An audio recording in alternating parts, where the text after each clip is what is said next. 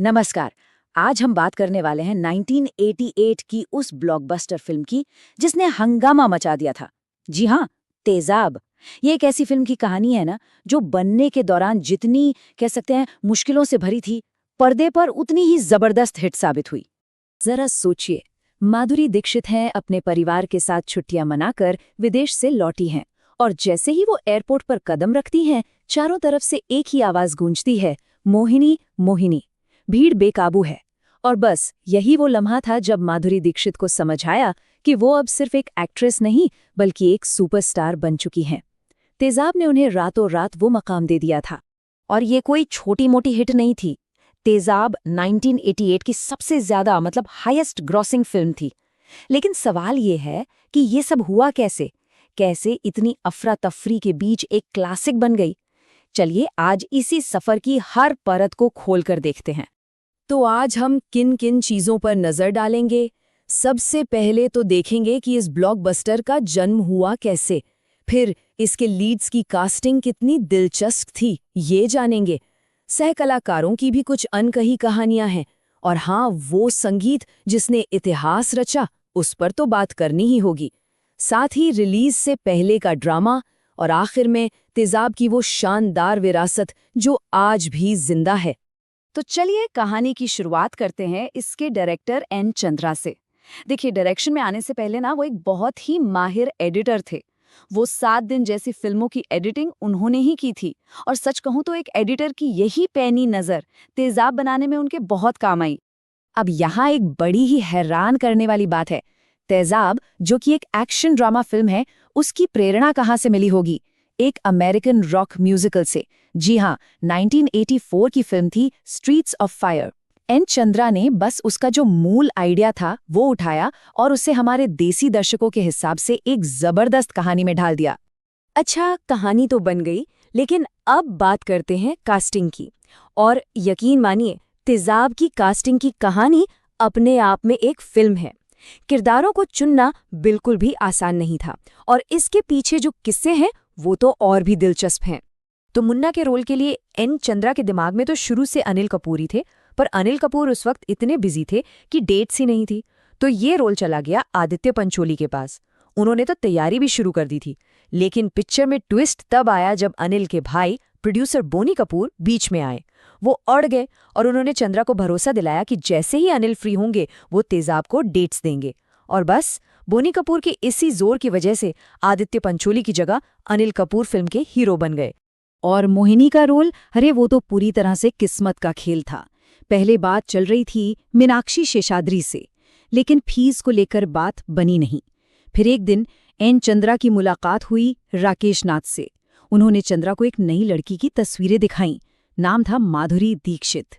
उनकी debut film अबोध की बस एक झलक देखी थी चंद्रा ने, और वो तुरंत समझ गए कि उनकी मोहिनी उन्हें मिल चुकी है। चलिए, लीड्स की तो बात हो गई, अब जरा सपोर्टिंग कास्ट पर नजर डालते हैं और देखते हैं कि अगर कुछ चीजें इधर उधर होती तो ये फिल्म कितनी अलग हो सकती थी। इंस्पेक्टर गगन सिंह का रोल, इसके लिए तो जैसे म्यूजिकल चेयर्स चल रहा था। सबसे पहले नाना पाटेकर को कास्ट किया गया। फिल्म के लॉन्च के इनविटेशन पर भी उनका नाम था, लेकिन डेट्स क्लैश हो गईं। फिर एंट्री हुई लेजेंडरी धर्मेंद्र की। उन्होंने एक दिन शूटिंग भी की, पर या तो उनकी अपनी डेट्स की दिक्कत थी, या फिर जैसा कि कहा जाता है, अनिल कपूर को लगा कि धर्मेंद्र कहीं उन पर भारी न पड़ जाएं। जो भी हो, धर्मेंद्र फिल्म से बाहर हो गए और आखिरकार ये रोल मिला सुरेश ओबेरॉय को। और बब्बन का क्या, चंकी पांडे का वो आइकॉनिक रोल। जानते हैं पहली पसंद कौन थे उसके लिए? गोविंदा। जी हाँ, गोविंदा। लेकिन वो उस दौर में इतने बिजी थे, इतने बिजी कि उनके पास डेट्स ही नहीं थी। और इस तरह ये रोल चंकी पांडे को मिला, जिसने उनके करियर को एक नई ही उड़ान दे दी। अब आते हैं फिल्म की जान पर, उसके संगीत पर। तेजाब का म्यूजिक सिर्फ गाने नहीं है, वो अपने आप में एक पूरा किरदार है।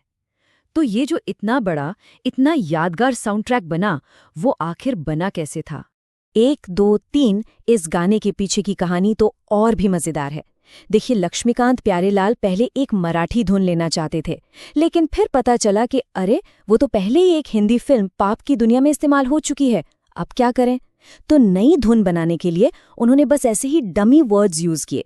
1, 2, 3, 4। और यहीं पर जावेद अख्तर का कमाल देखने को मिलता है। उन्होंने इसी गिनती को पकड़ा और उसी के इर्द गिर्द पूरा का पूरा गाना बुन दिया। और फिर सरोज खान की वो कोरियोग्राफी, बस इतिहास बन गया। और इसका नतीजा ये हुआ कि उस जमाने में तेजाब के एल्बम की 80 लाख 8 मिलियन कैसेट्स बिकी थीं।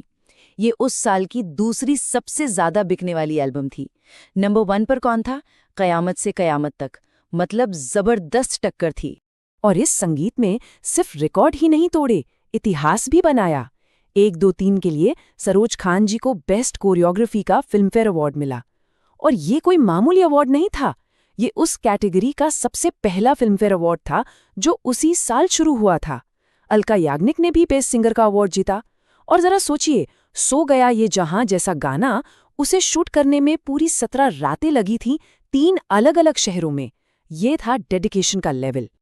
तो गाना वाना सब हो गया, फिल्म भी लगभग पूरी थी, लगा कि चलो अब सब ठीक है। लेकिन नहीं, असली ड्रामा तो अभी बाकी था। रिलीज से ठीक पहले का जो वक्त था ना, वो शायद सबसे ज्यादा टेंशन भरा था। जब फिल्म का पहला कट तैयार हुआ तो पता है उसकी लंबाई कितनी थी? पूरे 5 घंटे। आप सोच सकते हैं? डिस्ट्रीब्यूटर्स ने जब ये देखा तो उनके तो होश ही उड़ गए। उन्होंने साफ कह दिया कि भाई इतनी लंबी फिल्म चलाना तो नामुमकिन है। और ये सुनिए, ये तो कमाल ही है। फिल्म की रिलीज थी शुक्रवार को और उससे ठीक 4 दिन पहले यानी सोमवार को अनिल कपूर बांद्रा स्टेशन पर तेजाब के कुछ सीन शूट कर रहे थे। मतलब लास्ट मिनट तक काम चल रहा था। इसे कहते हैं डेडलाइन पर काम करना। यहाँ एक और बड़ा ही मजेदार किस्सा है। अनिल कपूर इतने ज्यादा बिजी थे कि जब फिल्म के शुरुआती प्रिंट्स रिलीज हुए ना, तो उनमें अनिल कपूर की आवाज थी ही नहीं। उनकी जगह आवाज दी थी मिमिक्री आर्टिस्ट सुदेश भोसले ने। जी हाँ, बाद में जब अनिल कपूर को फुर्सत मिली तब जाकर उन्होंने अपने हिस्से की डबिंग पूरी की। तो इतनी सब अफरा तफरी, इतने उतार चढ़ाव, इन सब के बाद आखिर हुआ क्या? नतीजा था एक ऐसी कामयाबी जिसकी गूंज आज भी सुनाई देती है। अब जरा आंकड़ों पर नजर डालिए, क्योंकि नंबर्स झूठ नहीं बोलते। फिल्म बनी थी करीब 1.5 से 2 करोड़ के बजट में और इसने कमाई की 16 करोड़ रुपए की। उस जमाने के हिसाब से ये एक मैसिव, जबरदस्त ब्लॉकबस्टर थी। लेकिन बात सिर्फ पैसों की नहीं थी। इस फिल्म ने लोगों के करियर बना दिए। माधुरी दीक्षित, वो तो रातों रात पूरे देश की मोहिनी बन गईं। अनिल कपूर को मिला उनका पहला फिल्म फेयर बेस्ट एक्टर का अवार्ड। यहाँ तक कि विलन के तौर पर किरण कुमार का करियर भी इसी फिल्म से दोबारा पटरी पर आया। और यहीं पर तेजाब की कहानी हमें एक बड़े सवाल के साथ छोड़ जाती है। आज के दौर में जब फिल्म मेकिंग इतनी ऑर्गेनाइज्ड, इतनी प्लान्ड हो गई है, क्या उस पुराने दौर की अफरा तफरी और जुनून से तेजाब जैसा कोई जादू फिर से पैदा हो सकता है? ये एक ऐसा सवाल है जिसका जवाब शायद वक्त ही देगा।